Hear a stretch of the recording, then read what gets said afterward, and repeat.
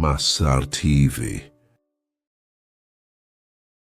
Dunia startup adalah dunia yang saya cintai sekaligus yang hampir menghancurkan saya.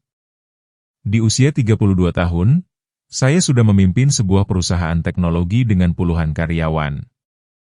Hidup saya adalah tentang data, logika, dan kecepatan. Saya tidak pernah percaya pada hal-hal yang tidak bisa dijelaskan oleh angka, sampai sebuah peristiwa aneh mulai meruntuhkan segalanya. Semua bermula saat ekspansi bisnis kami mencapai puncaknya. Tiba-tiba, kantor kami yang biasanya penuh energi berubah menjadi mencekam. Satu persatu karyawan kunci mengundurkan diri tanpa alasan jelas. Secara pribadi, saya mulai mengalami serangan panik yang hebat setiap kali matahari terbenam. Secara medis, jantung saya sehat. Secara psikologis, saya tidak sedang dalam depresi. Namun, rasanya seperti ada kabut gelap yang mengikuti kemanapun saya pergi, membuat keputusan bisnis saya kacau dan kesehatan saya menurun drastis. Seorang kolega senior, yang saya kenal sangat rasional, membisikkan sebuah nama, Gus Masar. Ia bercerita bagaimana beliau membantu menstabilkan energi di perusahaannya melalui pendekatan yang unik.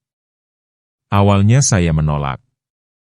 Ini zaman digital, masa saya lari ke hal spiritual, pikir saya saat itu. Namun, ketika kerugian perusahaan mulai menyentuh angka miliaran dan tubuh saya semakin ringkih, saya memutuskan untuk pergi ke Semarang. Pertemuan pertama dengan Gus Masar mematahkan semua stigma saya. Beliau menyambut saya bukan dengan ritual mistis yang aneh, melainkan dengan diskusi yang sangat intelektual.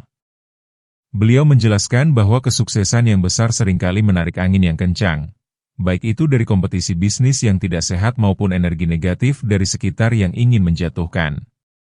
Melalui metode Qur'ani, Gus Masar melakukan diagnosa yang sangat dalam. Beliau membantu saya memahami bahwa ada sisi spiritual yang bocor dalam cara saya memimpin dan menjaga diri. Beliau melakukan terapi pembersihan energi yang sangat menenangkan. Beliau tidak hanya mendoakan, tapi membekali saya dengan amalan-amalan spesifik untuk memproteksi diri dan tempat usaha saya secara mandiri. Efeknya instan namun tenang.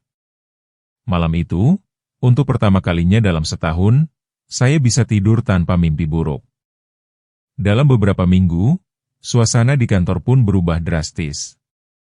Karyawan kembali produktif, dan hambatan-hambatan bisnis yang sebelumnya terasa macet, tiba-tiba terbuka jalannya satu persatu.